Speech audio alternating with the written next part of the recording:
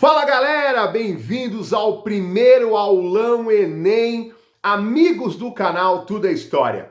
Aqui quem vos fala não é o delegado da Cunha, é o professor Hilário Xavier, que inclusive eu tirei a barba para o povo continuar enchendo meu saco dizendo que eu tô parecendo com o delegado da Cunha que também tirou a barba. Meus caros, hoje eu sou, além do professor que vai dar aula de história para vocês, eu sou o anfitrião, o cara que vai apresentar essa gente boa que aceitou o meu convite. Só professor top. Graças a Deus, a vida me deu grandes amigos e eles aceitaram essa empreitada, que deu muito trabalho gravar esse monte de aula, editar, tudo isso pensando em ajudar cada um de vocês.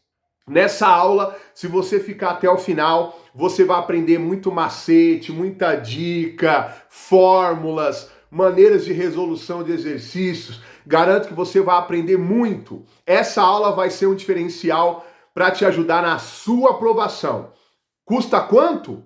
Nada. Apenas que você nos ajude, você em casa, se inscreva em todos os canais e páginas dos professores aqui participantes desse aulão especial. Vai ficar na descrição desse vídeo. Se você der muito like, compartilhar essa aula e ela bombar, nós iremos gravar um segundo aulão especial antes do Enem para ajudar cada um de vocês de norte a sul do Brasil. Bom, quem está comigo aqui nesse aulão especial? Além de mim, esse professor que vos fala, Hilário Xavier, apresentador do canal Tudo é História, nós temos o professor Elton Salles, meu amigo Elton Salles, um grande professor de Química. O canal dele é top. Procura aí, Química Professor Elton Salles. Vai ficar na descrição desse vídeo. Tem aqui também Biologia, com meu grande amigo professor Pedro Carvalho. O canal dele é Pedro Carvalho Biologia. Excelente professor de Biologia, foi meu aluno e há muito tempo temos essa amizade. Tem aqui também o canal Estude Hard Física com o professor Telmo. O Telmo é meu grande amigo, sou suspeito, excelente professor de Física lá do Espírito Santo.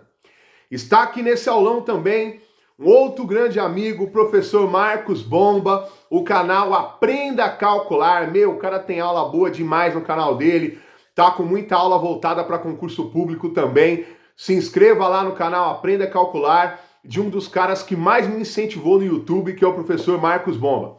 Está aqui também, nesse aulão, o meu amigo, o professor Juliano Marcel, um grande professor de Filosofia e Sociologia.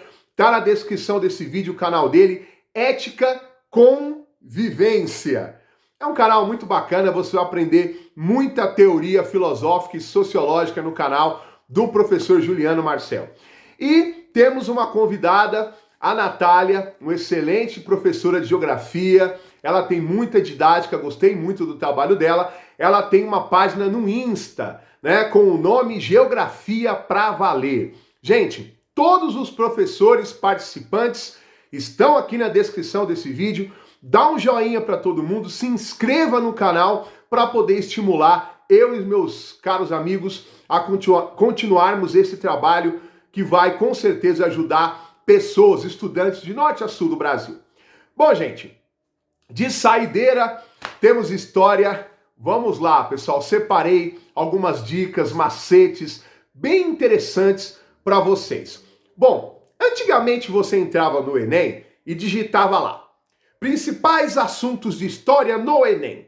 Tal, enter. E apareceu um monte de página mandando você estudar Era Vargas, regime militar, governo JK, a nova república, as rebeliões da República Velha. Acontece que nos últimos 2 anos essa lógica não tem funcionado, né?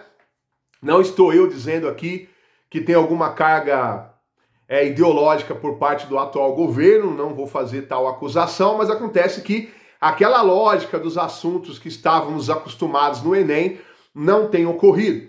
Tem assuntos de história que, inclusive, fogem um pouco do eixo tradicional.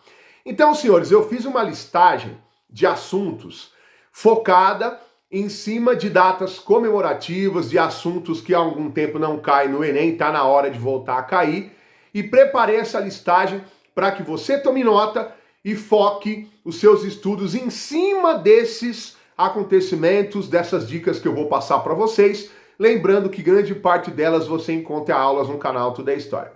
Bom, meus caros, minha primeira dica para vocês, conforme eu for listando, o Thiago vai colocar aqui para vocês tomarem nota. Primeira dica, pessoal, nós temos 150 anos da unificação da Alemanha.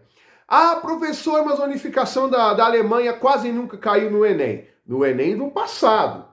Essa nova prova, com esses assuntos que normalmente não são cobrados, é muito plausível que a unificação da Alemanha, né, a Alemanha, aliás, já completou 150 anos, que o Otto von Bismarck, o grande líder da unificação da Alemanha, ele conseguiu unificar com uma mescla de diplomacia e uma série de guerras. Ele unificou os 39 estados que falavam alemão, decretando o Segundo Reich, o Segundo Império Alemão. Então, leia bastante. Algo me diz que vai cair no Enem alguma pergunta sobre a unificação da Alemanha. O canal Tudo é História tem uma aula com esse título, 150 anos da unificação da Alemanha. Aproveitem. Bom, gente, uma dica agora focada em história do Brasil, porque sim, é lógico que a nossa história cai no Enem. O ano passado, inclusive, caiu uma pergunta sobre a Revolução Pernambucana de 17 e ninguém esperava. Bom, a minha dica para vocês, pessoal, estudem a campanha abolicionista e a luta contra a escravidão. Por quê?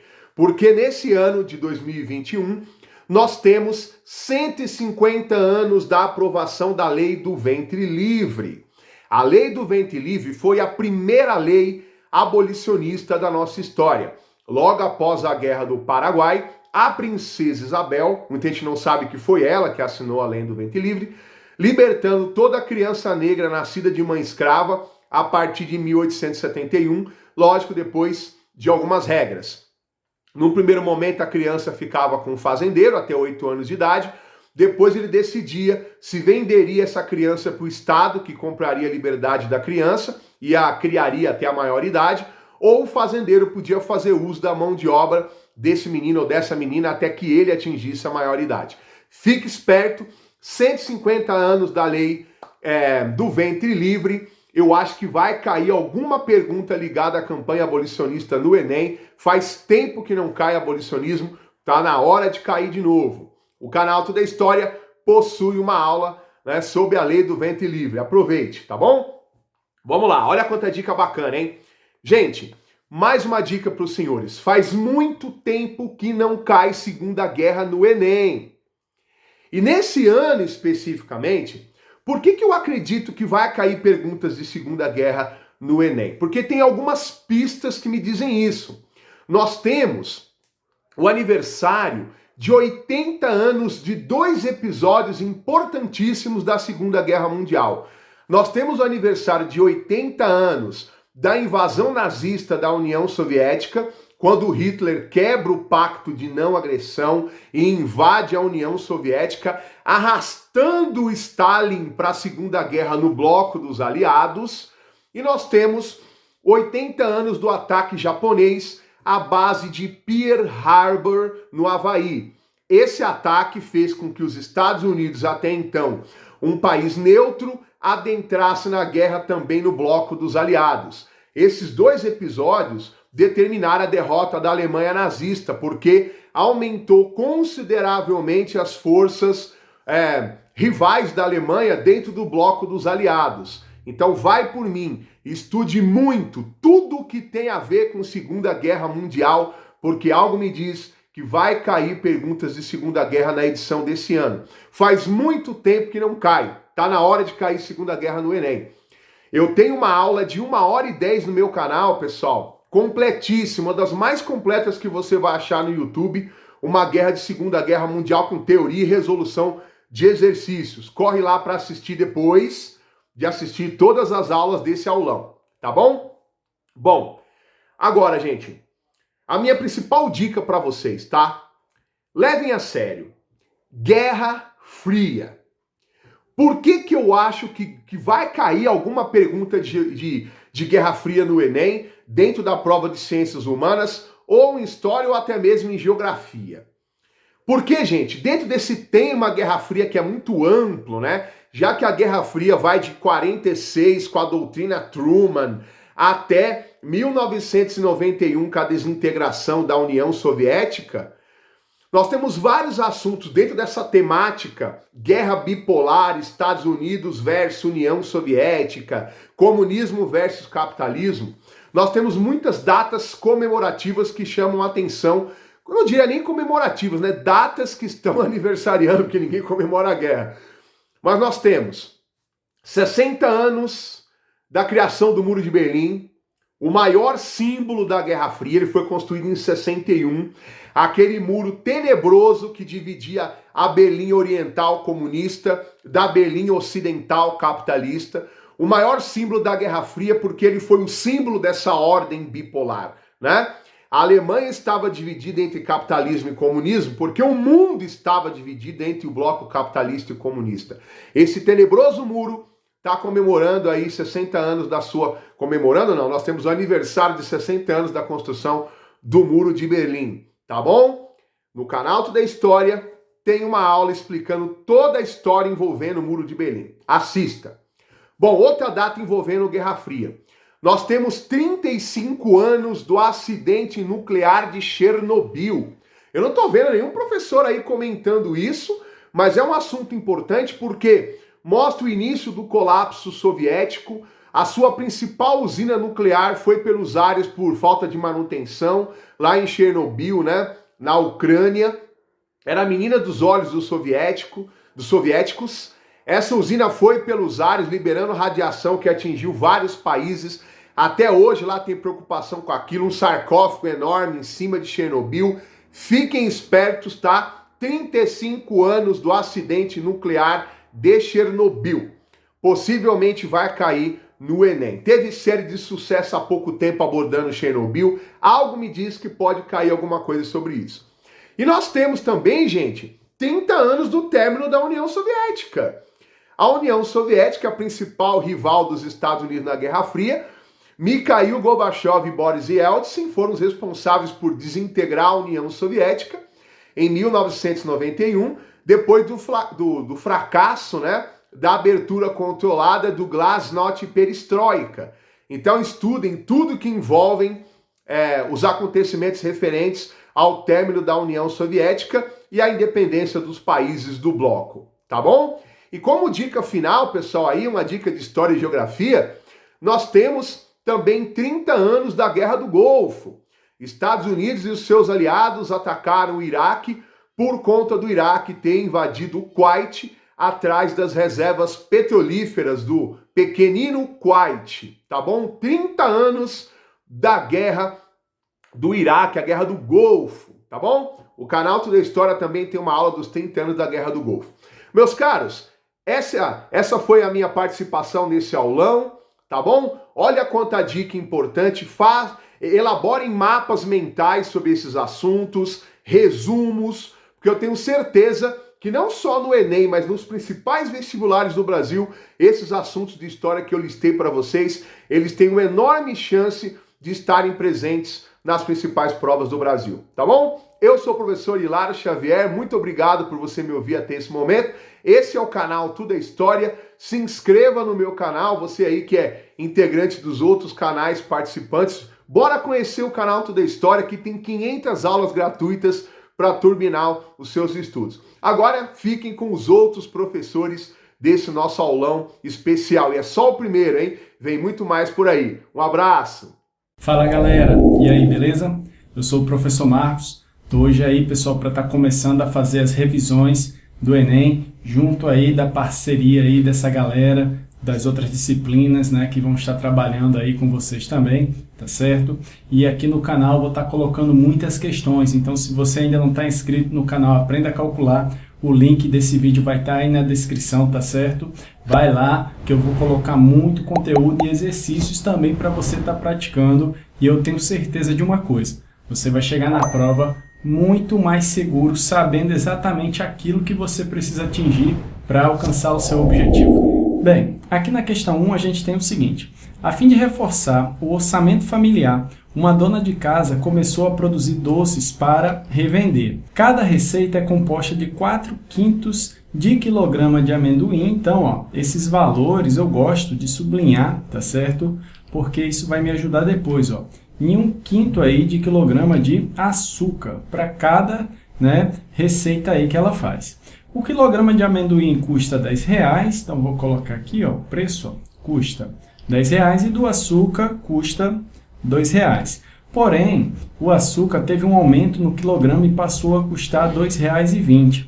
Para manter o mesmo custo com a produção de uma receita, essa dona de casa terá que negociar um desconto com o fornecedor de amendoim. Nas condições estabelecidas, o novo valor do quilograma de amendoim deverá ser igual a... Bem, então veja aí que a gente tem uma receita onde um dos ingredientes teve um aumento, né? Mas ele não quer aumentar o preço do produto, tá certo? Então, ele não vai também aumentar o custo, ele vai negociar aí, né, uma redução no valor de um dos ingredientes para poder equilibrar o preço final aí, tá bom? Então vamos lá, vamos pegar aqui os dados, ó. Primeiro de tudo, a receita é composta de 4/5 de quilograma de amendoim. Então, vou colocar aqui, ó, amendoim, ok? Amendoim, ó, ele diz que é quanto? 4/5, então vou botar aqui, ó, 4/5 de 1 quilo, tá? A receita. Além do amendoim, também tem o açúcar. O açúcar, ó, ele coloca aí quanto? Coloca que é R$2 o quilo do açúcar, tá? Então aí, ó, e ele usa na receita 1/5 de quilograma. Então vou botar aqui, ó, 1/5 de quilograma. O preço do amendoim R$10 o quilo, tá? Então aqui eu vou botar dentro de parênteses, ó, R$10. E o preço do açúcar fica R$2. Só que o açúcar teve um aumento, pessoal. Passou para R$2,20, tá bom? Aí ele vai negociar uma redução aqui no preço do amendoim para poder equilibrar o preço final aí, tá bom? O que a gente faz? A gente vê qual era o preço que ele gastava antes, tá bom? Então é isso que a gente vai fazer, ó. Ele antes comprava 4/5, tá, do quilo de amendoim. Então ele não comprava os R$10 todo, ele comprava 4/5 de R$10. Para fazer esse cálculo aqui, ó, é bem facinho, é só fazer assim, ó, 4/5, preposição na matemática é multiplicação, 4/5 de 10, ok? Embaixo de todo número tem 1, ó, aí eu multiplico o de cima vezes o de cima e o de baixo vezes o de baixo. Fica 40/5, isso é igual, ó, a R$8. Então, esse era o preço que ele gastava para produzir uma receita com amendoim, R$8.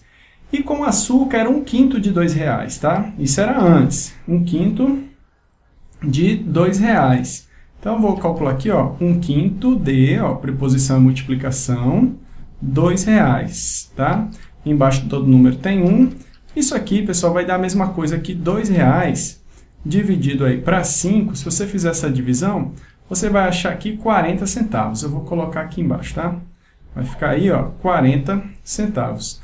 Ou seja, o preço total, vou botar aqui, ó, preço total antes, tá? Preço total antes era de 8 mais 40. Para produzir a receita, ele gastava R$8,40, beleza? Esse é o preço que ele gastava aí. Só que como teve um aumento, o que acontece? Não vai ser mais R$8,40. Eu tenho que ver quanto que ele vai gastar agora com açúcar, tá? Que foi, ó, para R$2,20. Então, não vai ser 1/5 de 2, vai ser 1/5 de R$2,20. Vou calcular aqui em cima, ó. Vou botar aqui, ó. 1/5 de R$2,20. Embaixo todo número tem 1, vai ficar 1 vezes R$2,20 dá R$2,20 dividido por 5. Se você fizer essa divisão, vai dar 44 centavos.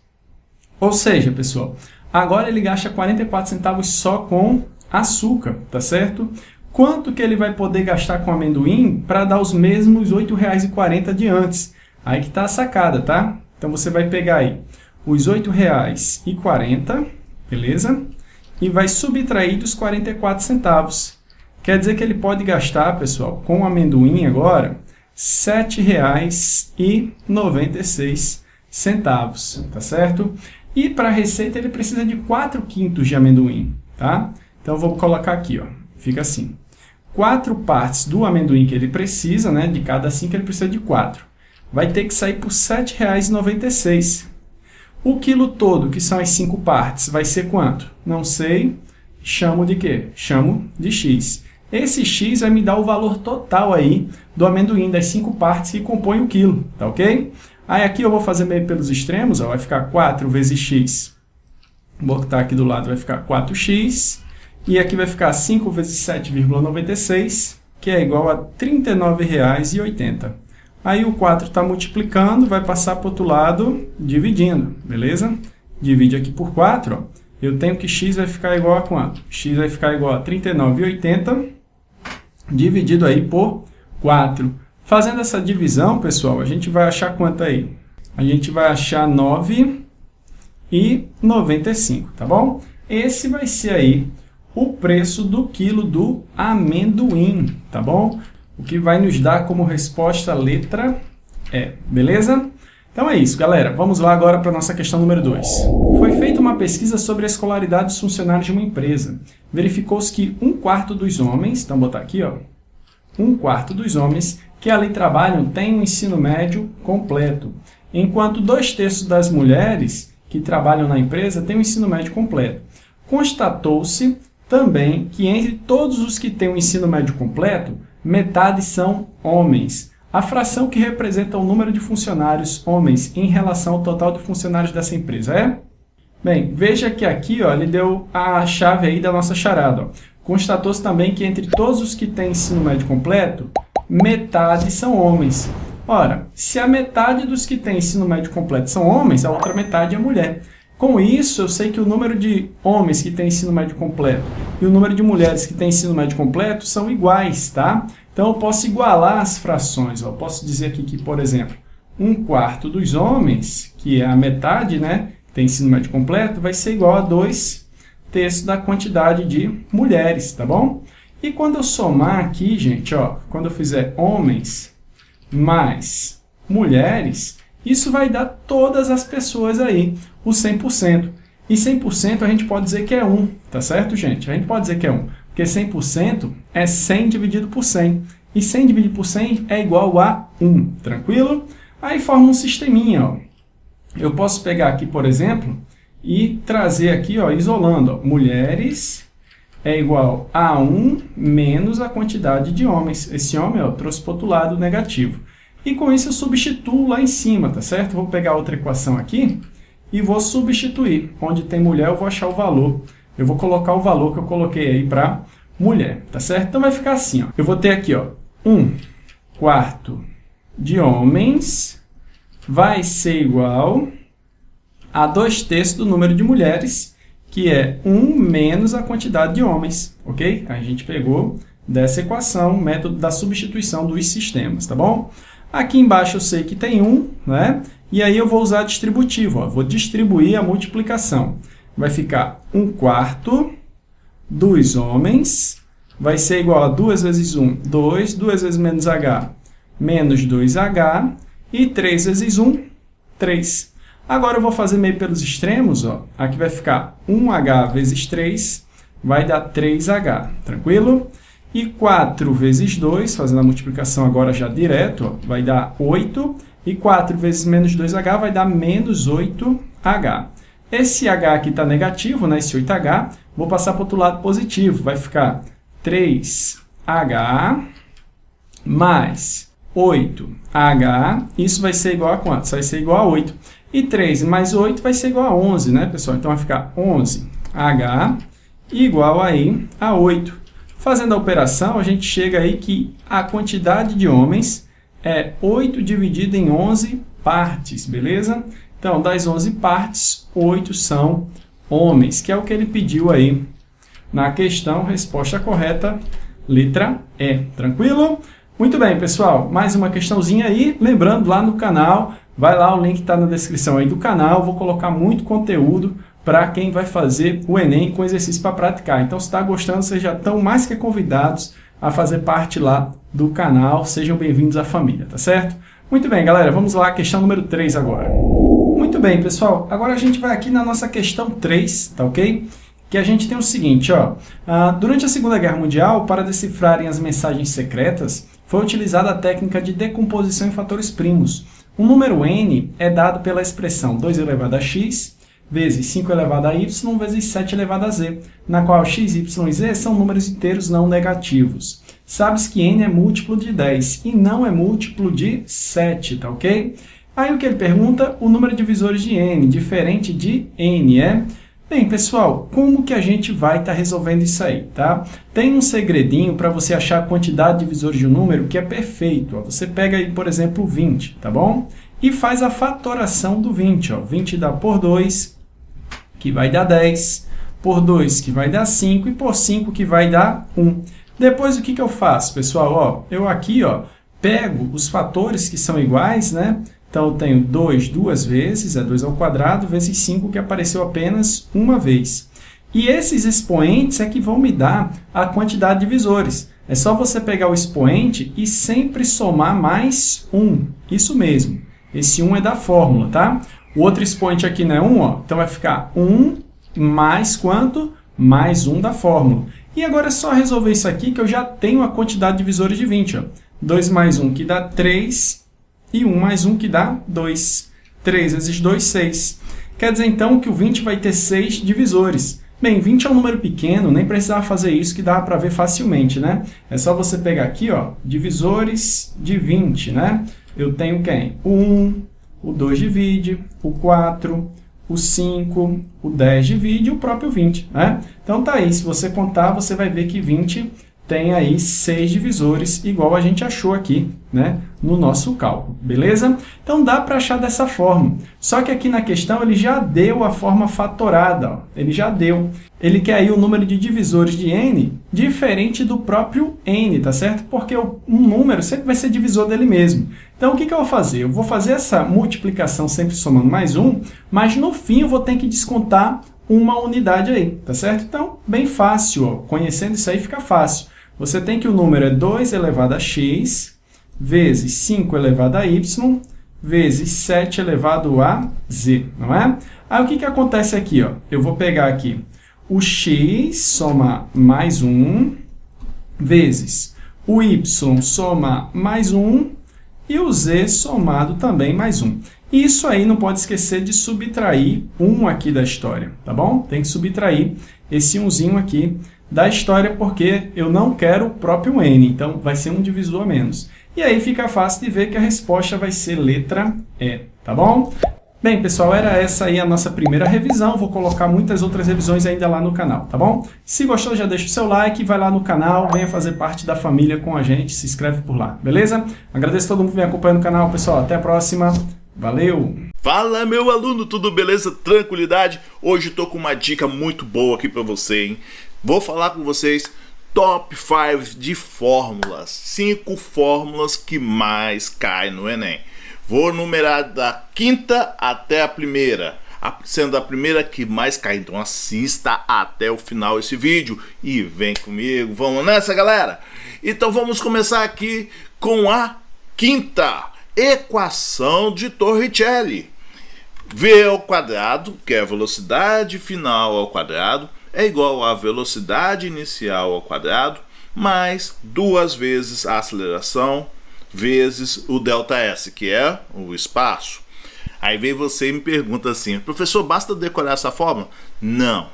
Você tem que saber a fórmula do sorvetão, você saber que é espaço inicial, saber que é velocidade inicial, saber que é aceleração, para você aplicar essa fórmula. E saber qual situação aplica. Se está acelerado, se está desacelerado. Então é muito importante você entender a fórmula, certo? Vamos ver aqui? Então, olha só. Essa daqui, Enem 2017. A Torricelli é purinha. Aplicar só a Torricelli e acabou. Enem 2020. Torricelli novamente. A equação de Torricelli você aplicaria aqui. Repare que você... Aqui em 2020 você tem que saber transformar quilômetro por hora para metro por segundo. Então todos aqueles detalhezinhos você tem que saber. Então não basta só decorar a fórmula, beleza? Então tá, essa é a nossa número 5. Vamos para a número 4? Vamos ver? A fórmula número 4.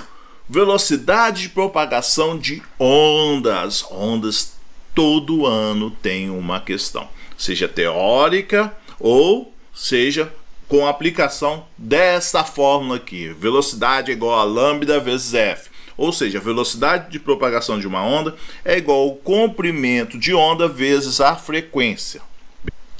Aí você pergunta, mas basta só decorar essa fórmula aí e chega e tá tranquilo? Não, lógico que não. Você tem que entender os conceitos que estão relacionados a essa fórmula. Ela cai bastante, sim, mas se você não entender os fenômenos de interferência, difração, que relacionam o comprimento de onda, esse lambda aqui, gente, ou a frequência, o f, não adianta, você tem que entender o que é frequência, o que é comprimento de onda. Vamos ver uns exemplos. No Enem Digital, por exemplo, nós temos aqui um fenômeno de interferência. Então você tem que sacar de comprimento de onda. E aqui no Enem 2020, nós tivemos aqui a aplicação dessa forma, mas sabem que? Tubos sonoros, tubo aberto, tubo fechado. Então vamos para de número 3. Vamos lá, galera? 3 vem corrente elétrica. Corrente elétrica ela é igual a variação de carga dividido pelo tempo. Ou seja, a carga dividido pelo tempo. Você acha a corrente elétrica. Aqui a gente encontra, gente, corrente elétrica em 2017, o cálculo da carga elétrica, né? Para descarregar um aparelho. 2017 também caiu aqui, ele deu a corrente e também pediu o tempo para descarregar esse aparelho. Nós temos aqui em 2020 um circuito, né? Esse circuito temos um amperímetro, que mede o quê? A corrente elétrica. Aqui em 2018 também nós temos um fusível e temos um circuito que a gente tem que analisar a corrente elétrica e a tensão, certo? E aqui nós temos um circuito paralelo que a gente também vai identificar a corrente elétrica. Então, corrente elétrica, gente, ela não vai cair somente a fórmula, ela vai cair no circuito. Então você estuda o circuito, entenda o circuito em série, o circuito paralelo, para você não errar questões que envolvam corrente e tensão elétrica, né? Também, certo? Vamos agora para a fórmula que mais aparece no Enem. É a fórmula que todo ano ela tem uma questãozinha dela. Ou seja, potência elétrica. Potência elétrica pode ser energia dividido por tempo. Você sabe que potência elétrica tem várias formas de calcular, né? A primeira que eu te apresento é a energia dividido pelo tempo, ok? A segunda fórmula, potência elétrica, ela é igual a tensão vezes corrente. Então essa fórmula aqui ela aparece de muito, gente. Essa aqui é a potência elétrica, essa aqui é a potência mecânica. E temos também a potência térmica, que é a quantidade de calor recebida ou cedida dividido pelo tempo. Todas elas aqui, gente, relacionam o quê? Energia dividido pelo tempo, certo? Então nós temos aqui as 3 fórmulas de potência que aparece de muito. Vamos ver? Olha só, Enem Digital, nós temos aqui uma questão de potência que envolve BTU. Enem 2020, reaplicação, nós temos uma questão aqui de potência de chuveiro. No Enem 2020 nós temos uma questão de potência que envolve potência térmica. E aqui, ó, potência hidrelétrica também, questões que tem aqui no canal. Nós temos potências aqui, diversas, potência térmica de novo, e aqui ó, nós temos a potência elétrica. E vamos lá, vamos ver a primeiríssima, a fórmula que mais cai no Enem. Vamos ver? Lei de Ohm, U é igual a R vezes I. Gente, como eu falei para vocês, a fórmula se só ela não cai. Você tem que saber tensão, circuito de série, circuito paralelo. Você tem que saber aplicar de acordo com a situação que aparece. Se na situação ela aparece no circuito em série, você tem que saber que a tensão ela é dividida e a corrente é o que? É a mesma. Se o circuito é paralelo, o que você tem que saber? A corrente se divide, mas a tensão é a mesma. Então, essa fórmula da primeira lei de Ohm, ela cai bastante, certo? E aqui a prova disso, nós temos aqui no Enem 2020 um circuito e você aplica a primeira lei, mas só que você está vendo aqui que é um circuito que está em série. No Enem 2017 tem um gráfico que você aplica também a primeira lei de Ohm. Aqui Enem 2018 também gráficos, ó, que você tinha que relacionar. E em 2019 nós temos também a lei de Ohm, que você aplicaria, mas temos um circuito agora em paralelo. Então não basta saber somente a fórmula, você tem que saber que é um circuito paralelo, um circuito em série. E aqui também em 2018 já falei. Então galera, fique ligado com isso. Essas são as top 5 de física. Espero que vocês tenham gostado dessa aula. Deixa aí depois seu comentário e vamos arrebentar. Valeu! Olá, aluna! Olá, aluno! Tudo bem? Eu sou a professora Natália França, professora de Geografia do perfil Geografia pra Valer. E venho aqui, né, através de um convite para lá especial do canal Tudo é História. Bom, o meu papel hoje aqui é contar 3 dicas para você de como estudar para o Enem, né, através da geografia, como a geografia pode aí alavancar a sua nota, tá bom? É claro, né, você vai ficar aqui até o final desse vídeo, porque lá no final eu vou te dar uma dica bônus. Sabe aquela dica que vai fazer você turbinar os seus estudos e sair na frente dos seus concorrentes? Então, exatamente essa. Então faz o seguinte, pega aí papel e caneta para você anotar tudo e sair na frente, tá? Nos seus estudos. Gente, a primeira coisa que eu quero falar com vocês é uma pergunta que eu volta e meia recebo, tá? Por onde começar a estudar geografia? Nossa, me perguntam muito, né? Eu fiz um top 3 aqui de conteúdos para você começar a estudar geografia, porque são conteúdos que eu super classifico como tranquilos. Bom, para você que tem dificuldade, tem meio ranço assim, eu tenho certeza que com essas dicas você vai... Não precisa mais geografia, mas precisa entender, né? Para chegar lá na hora da prova e gabaritar. Então, olha só. Primeira dica. Comece estudando por geografia agrária. Segundo tópico, população. E terceiro tópico, urbanização. Bom, não tô dando essas dicas à toa, porque esses três conteúdos costumam cair bastante. E o Enem, ele é muito, muito incrível. O que ele vai fazer? Ele vai descrever um conceito, por exemplo, e vai pedir para você o nome do conceito. E aí, fácil ou difícil essa questão, hein? Bom, temos aí uma série de questões que são assim. Mas, professora, então como eu começo a estudar essas matérias, né? A minha dica é, primeira coisa que você vai fazer, por exemplo, vamos começar aqui com geografia agrária. Você vai pegar a geografia agrária e vai ver todos os conceitos e vai fazendo as suas anotações, tá. Fez as anotações? Aí você começa a leitura mesmo, começa a entender, faz as suas observações, o que aconteceu em tal data, o que foi Seis Marias, qual foi a importância das capitanias hereditárias, como isso, né? Quais são as consequências disso no Brasil de hoje. A partir daí você vai fazer o quê? Depois que você anotou os conceitos e fez os seus resumos, né? Você vai fazer o quê? Uma linha cronológica. Por que fazer uma linha cronológica? Porque isso vai ficar o quê? De fácil memorização e de visualização. Então, para você entender como, né, se estruturou toda aquela história que você fez o resumo, que você estudou, vai ficar o quê? Muito mais fácil, tá? Então, anote os conceitos, faça uma linha cronológica e, é claro, né, se esbanje de exercícios. Não faça 10, não faça 20, não faça 50, tá? Faça 100, faça 120 exercícios. Por quê? Porque é dessa forma que você vai entender como a banca funciona, tá? Então, fazer provas anteriores é muito importante, tá? E o próximo passo, né? Como contextualizar, né, a geografia. Porque eu vejo também que é uma dificuldade muito grande que os alunos têm de contextualizar. Nossa, professora, mas eu vou lá, estudo. Mas para contextualizar, para entender isso no dia a dia é muito complicado. Então, lá vai mais uma dica, tá? Como você vai fazer isso? Foi lá, pegou o conceito, vamos supor aí, de urbanização. E um dos conceitos lá é metrópole. Aí você vai se colocar, né? O que é metrópole? Uma cidade importante, uma cidade de referência. Aí você vai se perguntar, e a minha cidade? Será que a minha cidade é uma cidade de referência?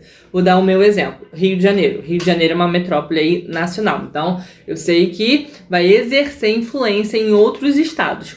A cidade em si do Rio de Janeiro vai influenciar outros municípios, né, outras cidades aqui ao redor. Logo, nós teremos a região metropolitana. Então, quando eu entendo o que significa a palavra metrópole e coloco o meu exemplo da minha cidade, gente, eu já estou internalizando aquele conceito. E aí, quando a gente consegue contextualizar para si, né, no nosso dia a dia, cara, a gente começa a voar, sabe? A gente não perde muito tempo.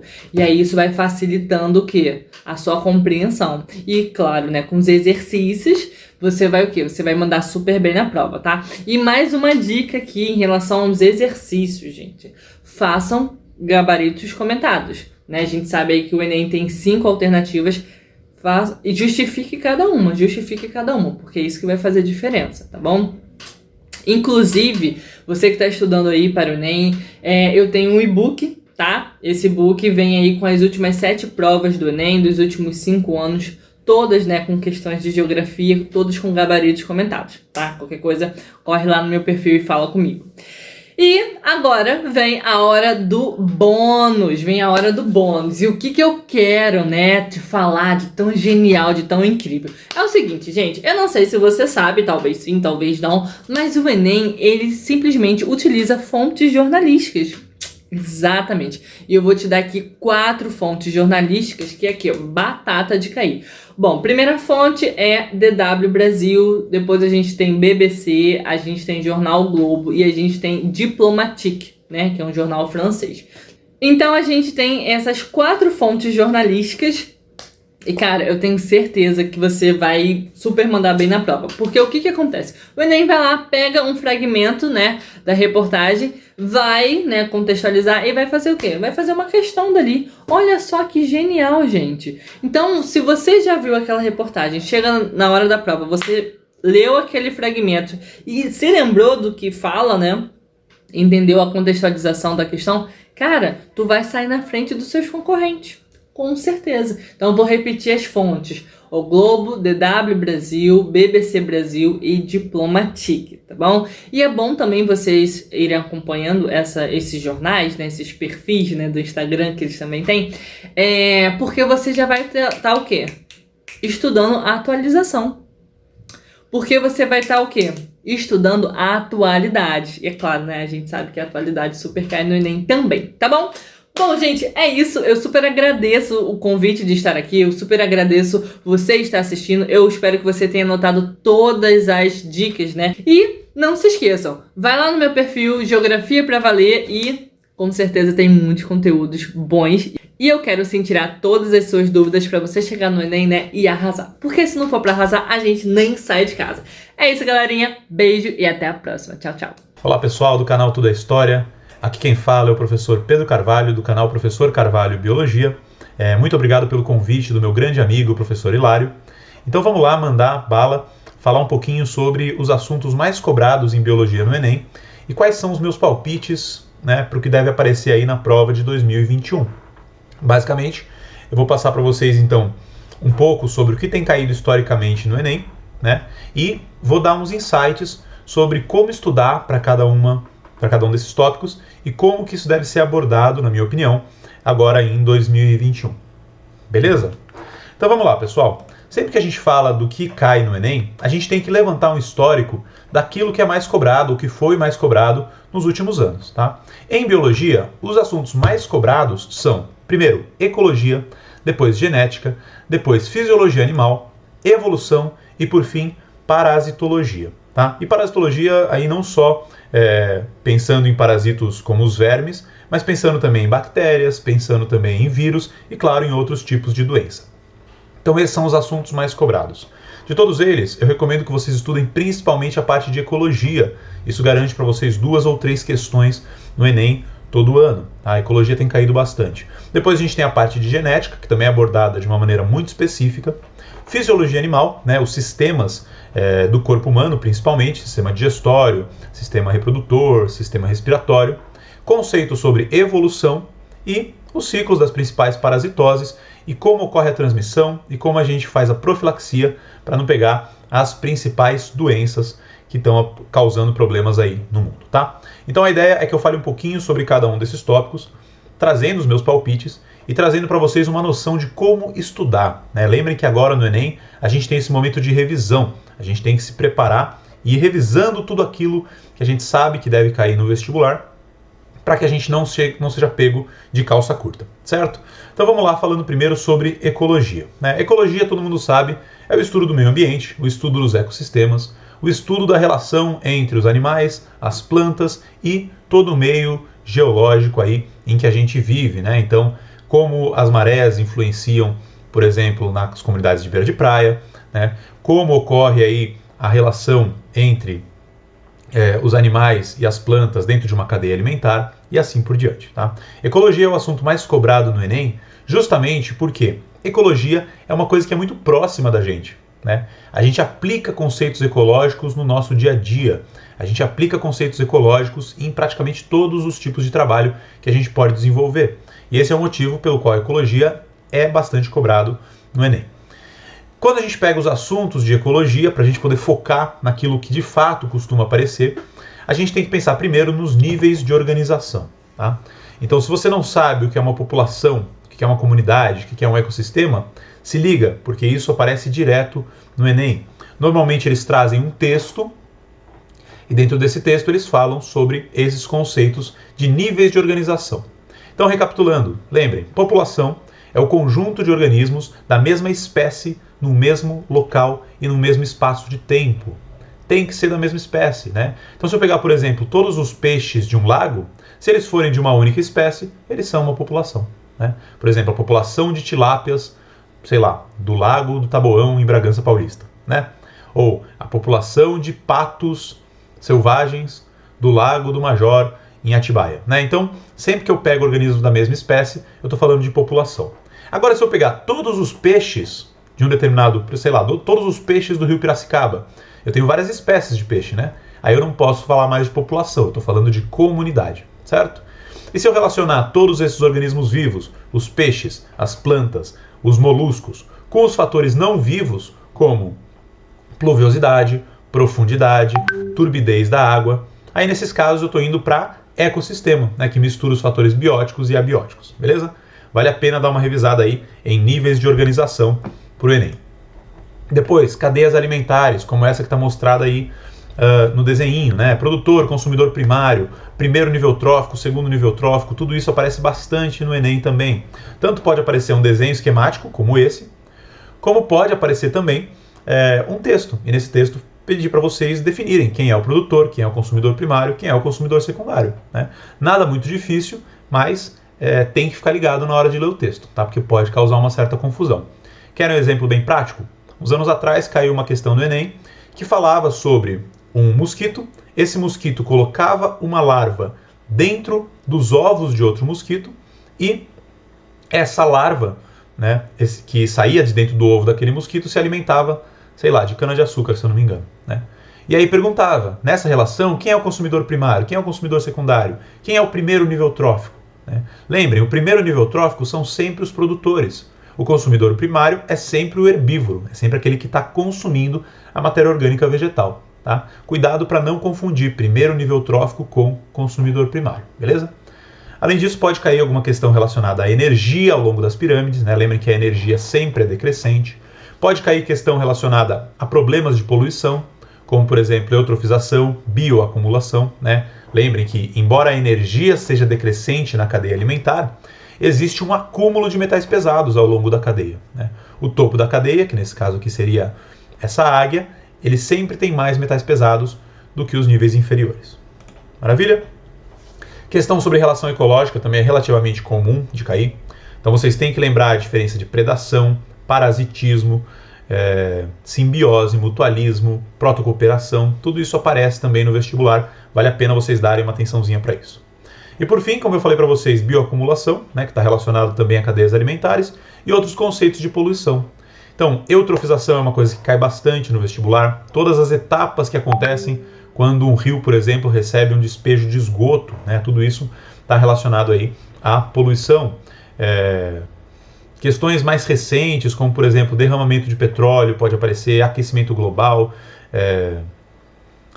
enfim, acidificação da água, tudo isso, né, maré vermelha, tudo que está relacionado à poluição são temas recorrentes, tá? Isso aqui não esgota o assunto de ecologia, mas são os tópicos mais cobrados no Enem, beleza?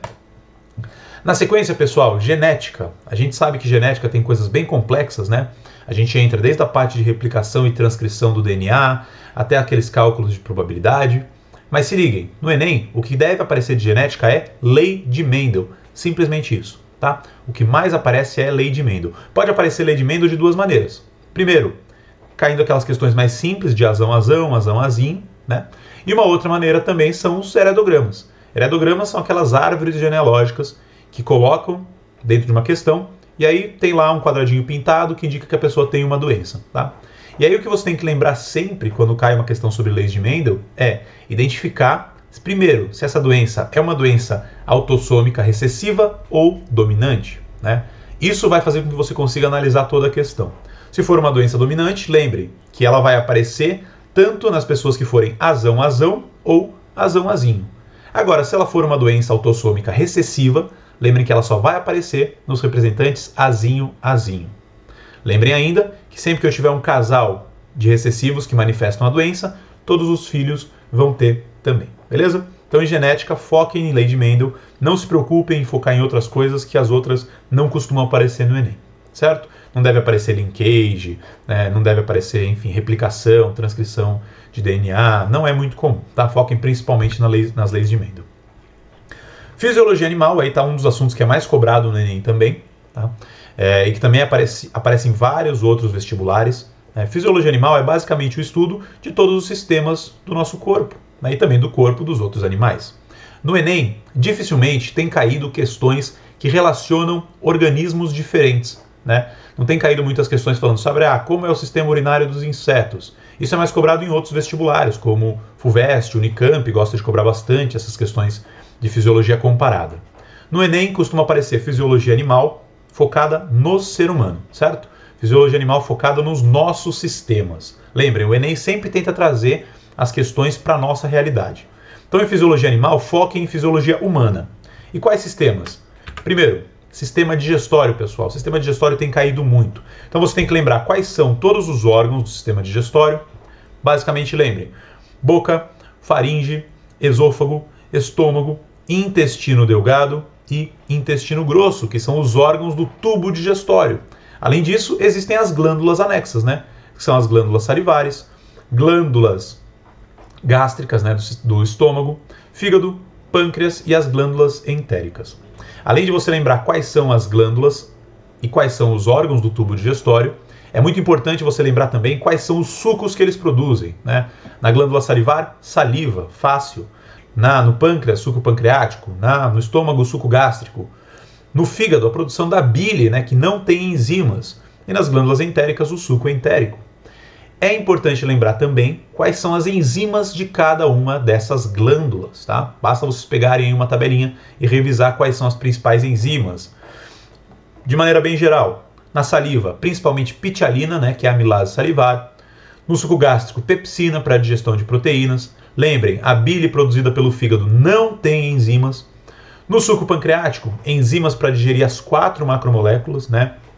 Então existe amilase pancreática para digerir carboidrato, existe lipase para digerir as gorduras, existe, por exemplo, a tripsina e a quimiotripsina para digestão de proteínas, e existe ainda as DNases e RNases para digestão dos ácidos nucleicos. Lembrem, o suco pancreático é o suco mais completo que existe. Mas se a bile, né, voltando ali um pouco para o fígado, se a bile não tem enzimas, qual é a função da bile? Lembrem, pessoal, a bile ela é tipo um detergente, ela serve para emulsificar as gorduras, fazer com que as gorduras possam aí se misturar ao bolo alimentar, certo? Se misturar à água, lembrem, tem uma ação detergente, beleza? Sobre sistema respiratório, mesma coisa, é importante lembrar dos órgãos do sistema respiratório, é importante lembrar também do funcionamento do diafragma, da contração e do relaxamento. Dica, lembrem que quando a gente inspira, o nosso diafragma desce para aumentar o volume da nossa caixa torácica. E quando a gente solta o ar, a gente tem aí uma subida do diafragma, tá? Não confundam isso. Sistema circulatório, tem que lembrar diferenças de artérias e veias, tem que lembrar das câmaras do nosso coração. Lembre que os ventrículos direitos estão do lado esquerdo do desenho e os ventrículos esquerdos estão do lado direito do desenho, né? Então é invertido o lado direito e esquerdo, porque é como se você estivesse olhando uma pessoa com o peito sendo aberto. Fora isso, é importante lembrar sobre sangue, né? Lembrar sobre as hemácias, lembrar sobre glóbulos brancos, lembrar a função das plaquetas e assim por diante, tá? Então, temos aí esses 3 sistemas que mais caem. E por fim, o sistema endócrino tem aparecido aí de maneira meio esporádica no Enem, mas se a gente está focando em gabaritar as questões de biologia, é importante a gente dar uma olhadinha para esse sistema também. Tá? E aí no sistema endócrino você vai lembrar quais são as glândulas principais do nosso corpo e quais os hormônios que elas produzem. Né? Então lembrem da hipófise, que é a nossa glândula mestra, que vai produzir GH, TSH, FSH, LH, ACTH, tá? Todos esses hormônios aí com suas funções específicas. Lembrem da tireoide, lembrem do pâncreas, né, produzindo insulina e glucagon, lembrem das paratireoides e lembrem das glândulas adrenais ou suprarrenais, produzindo aí adrenalina, né, o córtex produzindo corticoides e assim por diante, tá? Quando a gente fala de sistema endócrino, produção de FSH e LH, é importante vocês darem uma olhadinha também em ciclo menstrual, né?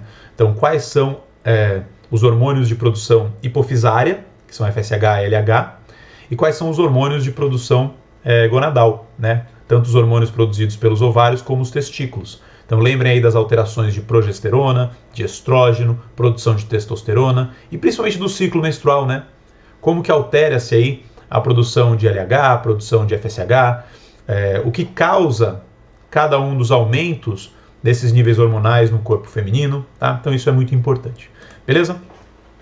Em evolução, que também é um tema cobrado bastante no vestibular, a coisa que mais cai é darwinismo versus lamarckismo. Então é importante que você tenha na cabeça o que é a seleção natural, qual que é a ideia de Darwin e qual que é a ideia de Lamarck. Esse desenho aqui embaixo das girafas mostra bem isso pra gente, né?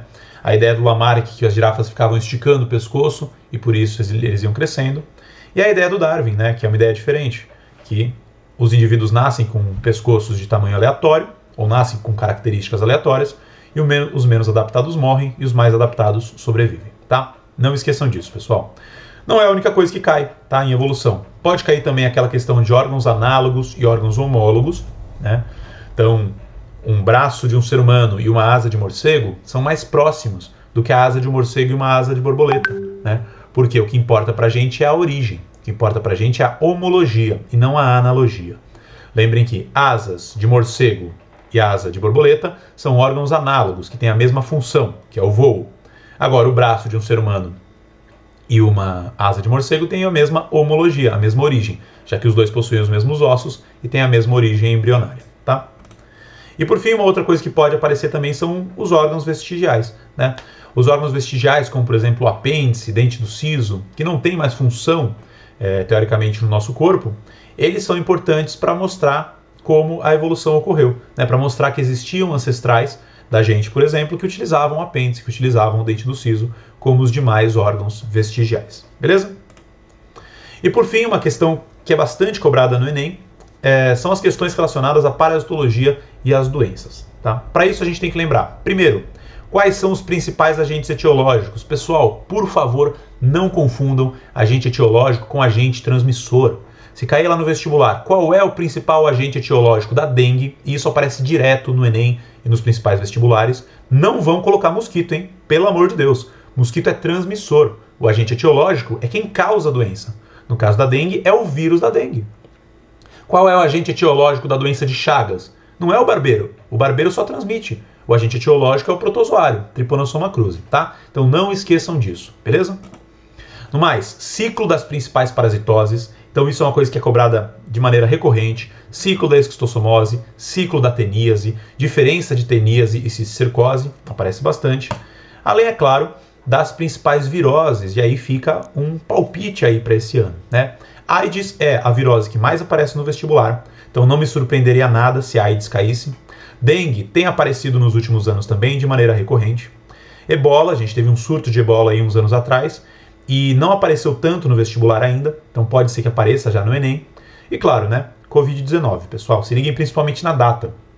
Quando uma doença começa a se espalhar na população, ela normalmente não cai no vestibular naquele ano, ela cai no ano seguinte, né? Então Covid-19 começou a se espalhar ano passado, a gente teve surtos epidêmicos, né, bem grandes, e ela apareceu de maneira meio discreta no Enem, nos principais vestibulares, mas agora é muito provável que apareça bastante, tá? Então se liguem, se você tem ainda alguma dúvida sobre Covid, esclareça essas dúvidas, dê aí uma pesquisada, tem bastante material bom para vocês lerem. Sobre Covid, é esperado que caia questões relacionadas aos sintomas, questões relacionadas à transmissão e principalmente questões relacionadas à vacina. Então você sabe qual é a diferença da vacina da Pfizer, da vacina da AstraZeneca, da vacina da Janssen? Você sabe qual é a diferença de uma vacina de RNA? Qual é a diferença de uma vacina de adenovírus, né? Então isso é muito importante.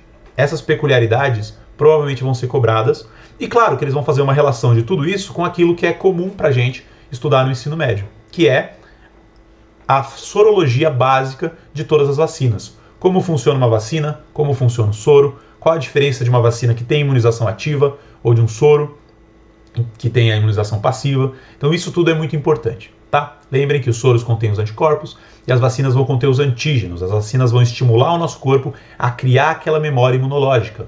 Usem isso para resolver as questões do Enem, que eventualmente venham aí falando sobre vacinas, eventualmente de ebola, de Covid-19. A gente teve aí recentemente uma vacina desenvolvida para AIDS, que está sendo testada. Então tudo isso são coisas que podem aparecer no Enem. Beleza, galera? Bom, no mais, ficam aí os meus contatos, né? É claro que sempre que a gente fala do que cai no Enem, a gente traz meio que um apanhado, tá? Eu espero que seja útil para vocês, bons estudos. Qualquer dúvida sobre biologia, quando vocês estiverem estudando, entrem em contato.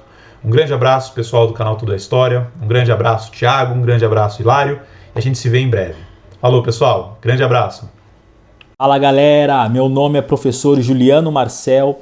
Eu sou professor de Filosofia e Sociologia. Eu estou aqui para deixar para vocês algumas dicas importantes relacionadas a essas duas áreas para que vocês possam mandar muito bem na prova do Enem. Bom, a primeira coisa muito importante que eu sempre faço essas ressalvas aos meus alunos é de que eles possam se atentar à leitura dos textos bases e também do enunciado. Então eu vou dar algumas dicas aqui no que diz respeito a perspectivas que envolvem tanto a área da filosofia e sociologia e de uma certa forma que pode te ajudar nas áreas das ciências humanas como um todo, ok? Bom, o que é muito importante você se atentar? A respeito da filosofia, eu diria e sugeriria, porque é o que eu faço com os meus alunos, que você possa de alguma forma no seu caderno fazer uma linha temporal cronológica. Isso é muito importante e ajuda muito você se situar como um candidato na leitura do texto, quais ou onde será enquadrado esse tema que está sendo proposto no enunciado e o texto básico que está sendo utilizado como referência, certo? Então o que você faz? Pega o teu caderno e coloca lá as 4 fases do período histórico da filosofia. Nós temos uma primeira fase que é filosofia antiga, segunda fase, filosofia medieval, terceira fase, filosofia moderna e quarta fase, filosofia contemporânea. Ao dividir esses períodos históricos, vai ser muito importante e um facilitador para que você possa, na leitura do texto base, na leitura dos enunciados, se localizar, ainda que você de repente não recorde do tema que foi trabalhado pelo filósofo, pelo autor daquele período do texto base citado, mas se você conseguir se localizar dentro do quadro histórico, dessa linha temporal, isso pode ajudar muito você na elaboração e na identificação da alternativa correta. Então aqui é uma dica extremamente importante, ok? Pega o seu caderno, divida em 4 fases: filosofia antiga, filosofia medieval, filosofia moderna e filosofia contemporânea. Segunda dica, o que você vai fazer? As principais ideias que estão propostas em cada período. Isso é muito importante, ok? Então, majoritariamente o período antigo, eu vou dar dica para você já, no período antigo, os temas envolvem sempre algo relacionado à sabedoria, conhecimento, política e ética. Sempre associado sabedoria e ética ao viver bem. Tanto em Platão quanto Aristóteles, a própria filosofia helênica, os estoicos, os epicuristas, são autores que vão trabalhar com essa perspectiva da dimensão a respeito do viver bem, viver de forma sábia, como alcançar a sabedoria e também associar a sabedoria às questões políticas e éticas. Isso é muito importante. Na filosofia medieval que nós temos, nesse período de transição, os temas centrais envolvem sempre uma discussão sobre fé e razão, ok? Fé e razão. Isso é muito importante com o que você tem em mente. Então, se você pegar Santo Anselmo, Agostinho, São Tomás de Aquino, Santo Ambrósio, eles vão discutir sempre algo relacionado às dimensões que envolvem essa dicotomia entre fé e razão. E pensar a respeito de fé e razão associado a um olhar social, a um olhar político. Como que se traduz essa vida vivida para poder buscar a Deus e conhecer a Deus também nas dimensões políticas e sociais. Por isso que Agostinho vai falar sobre a cidade dos homens e a cidade de Deus, e o Santo Anselmo também vai abordar as perspectivas que envolvem uma dimensão política e também algo relacionado à sabedoria, mas também Tomás de Aquino vai abordar as questões que envolvem as provas da existência de Deus, as 5 vias para que se possa provar a existência de Deus. Então isso é muito importante. Na filosofia moderna, o que nós temos aí nessa perspectiva os temas que envolvem o racionalismo, certo? Empirismo e também uma perspectiva de dimensão política com os contratualistas. Aí uma dica importante, hein? Maquiavel, Thomas Hobbes, John Locke e Jean-Jacques Rousseau são filósofos extremamente importantes para que você possa abordar essas questões de dimensões do contratualismo e a dimensão teoria política do Estado. Isso é muito importante nesse período.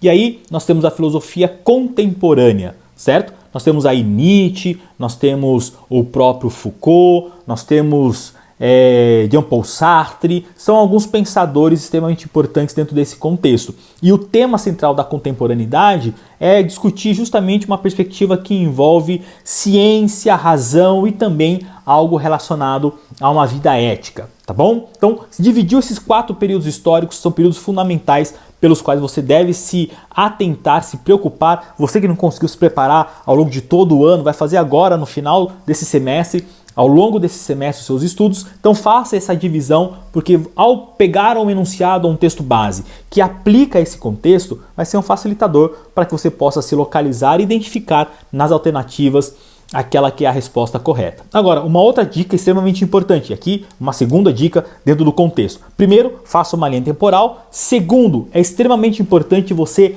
ler o enunciado primeiro, ok? Não leia o texto base. Primeiro você vai para o enunciado e muita atenção, identifique no enunciado o que ele está pedindo, qual que é a pergunta, o que ele deseja. Para que você depois, lendo o enunciado, ao localizar a pergunta ou identificar o que ele está pedindo, circula, grife, marque, para que você possa então voltar para o texto base, ler o texto base, o excerto do texto, e aí um texto do autor, um poema, alguma coisa, ou uma charge vai ser proposta para você possa fazer uma leitura. Você vai voltar para esse texto base já com a informação do que você tem que encontrar. Por que isso é importante? Porque normalmente na hora do nervoso, principalmente na prova de humanas, a gente faz uma leitura muito longa, muito extensiva e é muito cansativo. Então o nosso olhar já fica com o olhar cansado. Então é importante você ir direto para o enunciado, identifica o problema, identifica a pergunta, aí você vai para a leitura do texto, para que no texto você já localize aquilo que o enunciado está pedindo. Porque senão você vai ler o texto base, ler o enunciado e voltar novamente para o texto base. E aí é perca de tempo. E numa prova do Enem, no vestibular, você tem que ganhar tempo. Quanto mais você ganhar tempo, mais tempo você tem para responder as outras alternativas. Ok? Então, leia primeiro o texto que é a pergunta, enunciado, depois você vai para o texto base e aí você já localiza no texto base aquilo que o enunciado está pedindo. Uma coisa importante é justamente você se atentar que a palavra-chave que você circulou, que está na pergunta, você deve localizar também nas alternativas. E aí, claro, leia com atenção, porque normalmente os elaboradores das questões, eles colocam essa palavra repetida em algumas alternativas, mas sempre tem uma vírgula, uma continuidade de frase que vai negar aquilo que está sendo proposto, ou vai ser algo contraditório, meio sem sentido. Então se atente aonde que nas alternativas essa palavra-chave aparece, ok? Isso é muito importante, tá bom? E aí, uma terceira dica, claro, isso é fundamental, que você possa de alguma forma encontrar nesses períodos históricos os seus principais representantes. Se atente e identificar em cada período histórico qual é o tema central desse período, ok? Mas saber também alguns filósofos que estão em cada período é muito importante. Então, lá na filosofia antiga, dê um pouco de atenção entre Platão e Aristóteles, estude aí o mito da caverna, a teoria das ideias. Em Platão, estude algo relacionado à política e ética, porque é o que normalmente cai no Enem. Você vai depois do período medieval, você tem aí para estudar Santo Agostinho e São Tomás de Aquino são os dois principais, ok? No que diz respeito a Agostinho, a teoria da iluminação divina e a teoria política, cidade de Deus, cidade dos homens, e no que diz respeito a Tomás de Aquino, você pode se dedicar para estudar um pouco e conhecer aquilo que diz respeito às 5 vias como provas da existência de Deus. Na filosofia moderna, que trabalha com as questões que envolvem a ciência, o saber, as dimensões da retomada da metafísica, você pode ler René Descartes, também ler John Locke, os empiristas, né, racionalistas, René Descartes, os empiristas, John Locke e David Hume, que trabalham com as ideias da sensação, como que nós podemos conhecer a partir das experiências, ok? E também dê um pouco de atenção a um cara muito importante que é relacionado à teoria ética e epistemológica, chamado Immanuel Kant. Kant é muito importante para que você possa pensar o iluminismo, o texto que é o esclarecimento, um texto muito importante, mas saber um pouco também sobre as estruturas do pensamento e do entendimento humano vai ser fundamental para que você possa se dar bem no Enem se cair alguma coisa relacionada a Immanuel Kant. Então, ele é o clássico aí do iluminismo. No que diz respeito à filosofia contemporânea, estudar as questões que envolvem o Nietzsche, né? Principalmente temas relacionados à morte de Deus, relacionado ao amor fati, à transvaloração, é muito importante trabalhar e mobilizar esses conceitos em Nietzsche. E também você tem depois a perspectiva que envolve o próprio Michel Foucault, com a teoria de vigiar e punir, pensar essas questões que envolvem a respeito da existência, né? A gente pode ter um pouco questões que envolvem Jean-Paul Sartre, que vai pensar a questão da existência e discutir essa perspectiva relacionada à essência e existência, são temas importantes e fundamentais para que a gente possa pensar esse contexto da filosofia. Agora, os minutos finais, eu quero discutir com você um pouquinho e apresentar para você uma proposta relacionada à sociologia. Isso é muito importante. Tá bom? A sociologia, ela vai abordar sempre questões que envolvem os teóricos clássicos da sociologia, né? Questões que envolvem, por exemplo, Emile Durkheim, Karl Marx e Max Weber. Agora, note, nós estamos num contexto com um governo um tanto quanto de extrema direita. Pode ser que questões que envolvam teorias de escola marxistas não apareçam na prova, tá bom? Mas isso não quer dizer que você não tenha que dar uma devida atenção à leitura a essas escolas marxistas, como a Escola de Frankfurt, né, Theodor Adorno, Max Horkheim, Habermas, são temas importantes para que você possa compreender também a ideia da indústria cultural. Né? No ano passado, por exemplo, foi discutida as perspectivas que envolviam o processo de democratização do cinema. E você poderia mobilizar a indústria cultural para elaborar essa sua redação do Enem para você discutir essa temática. Então é importante conhecer a escola de Frankfurt, tá bom? Isso é muito importante. Agora, uma questão importante na sociologia é pensar as dimensões que envolvem cidadania, direitos humanos, os próprios movimentos sociais. A gente está tendo uma discussão muito forte a respeito do racismo, né? Teve a condenação do policial responsável e acusado pela morte de George Floyd.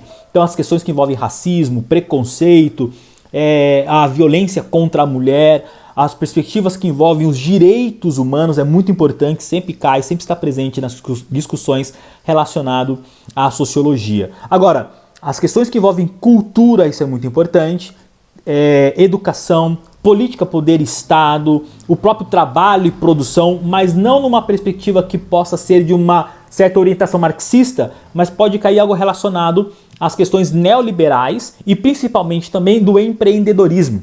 Isso é muito importante, está sendo muito discutidas as questões que envolvem o próprio empreendedorismo e tal, mas você pode também mobilizar, se cair, por exemplo, numa questão que envolve a elaboração de redação, você pode discutir a questão da precariedade do trabalho, a uberização do trabalho, são temas importantes para você trabalhar e mobilizar, articular esses conceitos para poder aparecer na tua redação.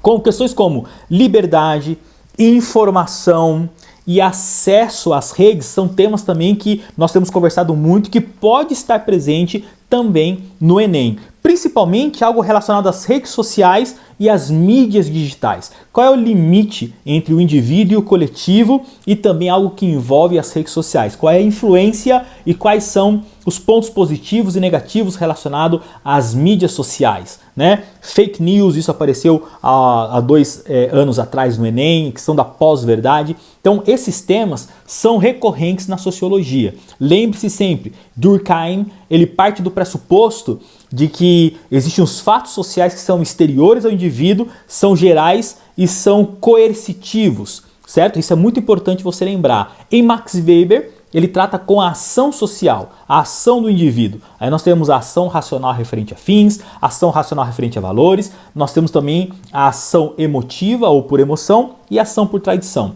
Lembre-se que Max Weber é aquele que faz uma análise do capitalismo, mas ele não faz uma crítica ao capitalismo como Karl Marx faz. Weber parte do pressuposto de que o que possibilita o capitalismo é justamente o espírito do protestantismo. Então a ética protestante, a forma de viver, de conduzir a vida, é o que vai permitir colaborar à expansão do capitalismo na Europa. Então são questões e dicas rápidas que eu quero deixar para vocês possam gravar, para que vocês possam mandar muito bem, e o meu desejo é que você possa tirar uma alta nota nas áreas de humanas, ok? E eu quero deixar para vocês também o endereço do meu canal no YouTube. Você pode me localizar lá, você digitar no campo de pesquisa, ética, convivência, você vai me localizar, professor Juliano Marcel. O nome, né, do canal está Ética com vivência, ok? Então você vai localizar Ética com Convivência, vai ter minha foto. Você vai ter muitos vídeos relacionados à filosofia, sociologia, história, ciência da religião, teologia. São temas importantes, são conteúdos fundamentais que vão te auxiliar para que você possa mandar muito bem, ampliar seus conhecimentos, e o meu desejo é que você alcance o sucesso. Olá, querido aluno, olá, querida aluna, tudo bem? Eu sou o professor Elton Salles e há pouco tempo eu criei um canal de Química para os meus queridos alunos e resolvi deixar esse canal público para ajudar você que está estudando e se preparando para o Enem, para os vestibulares e até para concurso. Você pode aproveitar todo o conteúdo do canal, ok? Química com o professor Elton Salles. Eu estou aqui hoje para falar algo muito importante, para falar sobre o Enem. Eu falo agora sobre o Enem, que vai ser realizado, tá? A data está marcada para novembro de 2021, ok? E aqui que a gente pega, né? A gente pega a divisão da Química em 4 partes, e a partir dessas 4 partes a gente vai avaliar quais são os conteúdos mais importantes, os que mais caíram até agora. Eu fiz uma avaliação de 2018 a 2021, ok? Então você terá os dados a partir de agora do que cai mais na Química de 2018 a 2021. Vamos para o quadro? Eu vou te mostrar lá.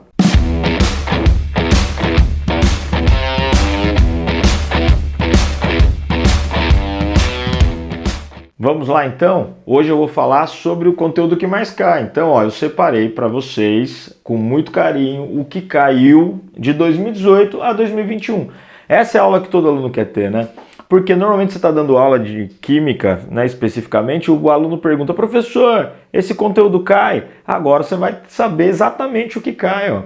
De 2018 a 2021, o que mais caiu no Enem foi Físico-Química. Tá aqui. Físico-Química, 30% da prova. Ou seja, a gente está falando de 1/3 da prova. Presta atenção, aqui estão contabilizadas todas as provas do Enem que foram aplicadas de 2018 a 2021. Como assim, professor, todas as provas? Você tem prova aplicada regularmente naqueles dias, né, padronizados, que é a prova em papel. Hoje você tem a prova digital. Tá? Você tem a prova para pessoas privadas de liberdade. Em alguns casos, você tem a segunda aplicação para quem teve algum tipo de problema na primeira. Então a gente está falando de uma possibilidade de até 4 provas no mesmo ano. Então pensa, eu juntei, né, todas as questões de todas essas provas e tenho esses dados para você. Veja que facilidade, ó. Você vai saber certinho o que cai. Dentro da Fisicoquímica, presta atenção, dentro da Fisicoquímica, temos termoquímica como assunto simplesmente que mais caiu, de 2018 a 2021.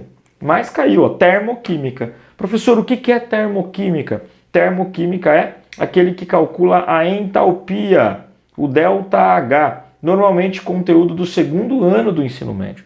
Aí você pode se preparar, né? Fazer as questões de ΔH, fazer as questões de entalpia, os 3 métodos de se calcular a entalpia: entalpia de formação, entalpia de ligação e lei de Hess. 3 métodos, e normalmente cai, sempre cai. E você vai encontrar esse conteúdo no canal lá do Química com o professor Elton Salles, disponível para você até a data do Enem. Tá lá, ó. Densidade. Densidade é um assunto que normalmente ele cai dentro, né, misturado com outros assuntos da química, mas está lá. Densidade é uma das primeiras fórmulas que a gente aprende lá no 9º ano. Né? Densidade é a massa sobre o volume. Né? Você vai lembrar de Arquimedes gritando Eureka, Eureka, falando sobre a densidade da coroa de ouro. Então começa a estudar densidade dentro da fisicoquímica. Outro assunto que cai muito, eletroquímica. Eletroquímica é um dos mais complexos, esse normalmente fica para o final do ano, né, do 2º ano ou até para o 3º ano, dependendo do método que você estudou. Eletroquímica começa em inox, passa para reações de oxidação, vai falar de pilha e eletrólise. Né? O grande ápice é pilha e eletrólise.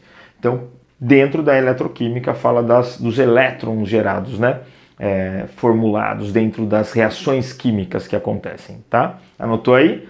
pH e pOH. pH e pOH, ele faz parte de um tema maior chamado de equilíbrio químico. Equilíbrio químico é um tema bastante extenso da química, que basicamente termina quando fala de acidez e basicidade, pH e pOH, que é uma aplicação falando do quão ácido, do quão básico uma substância é, entendeu? pH e pOH, equilíbrio químico, que vai bater nessa matéria. Anotou? Anota aí. Então, entalpia, densidade, eletroquímica, que vai falar de pilha e eletrólise, e equilíbrio químico.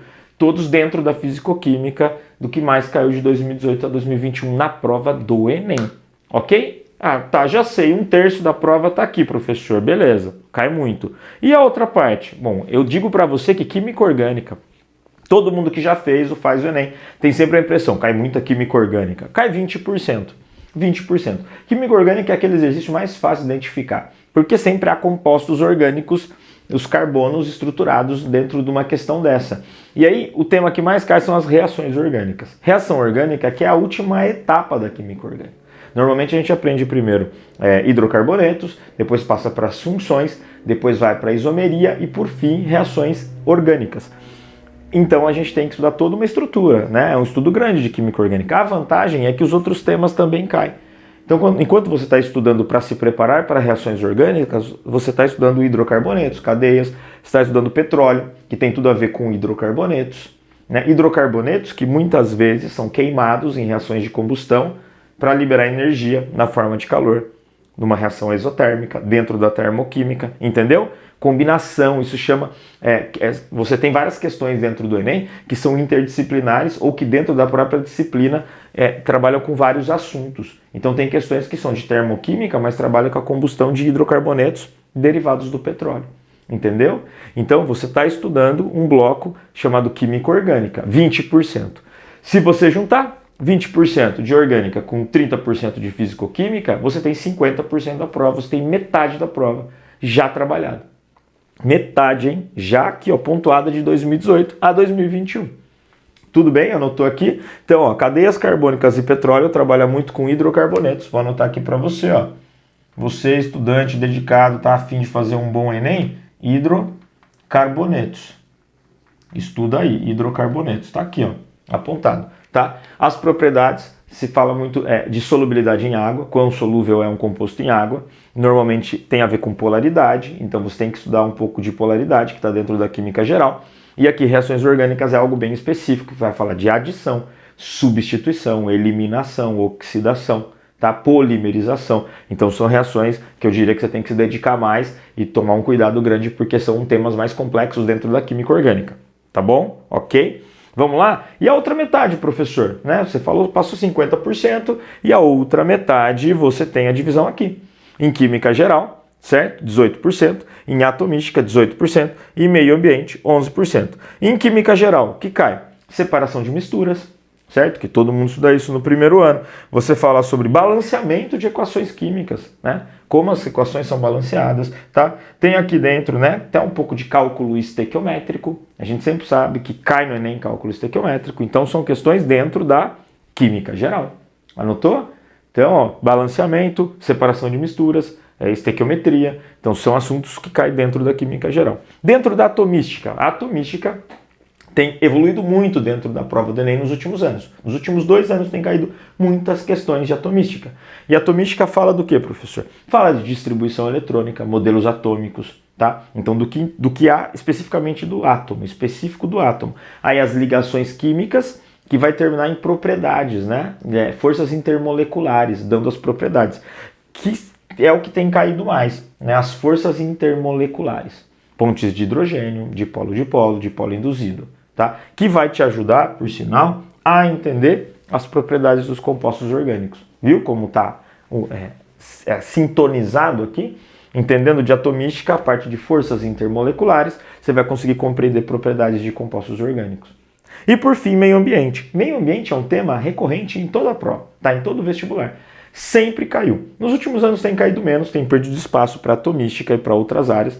No entanto, sempre está lá. Você sempre encontrará questões de meio ambiente falando de gases do efeito estufa, falando de chuva ácida, principalmente, falando de camada de ozônio, falando de água, tá? Água e tratamento da água e poluição da água.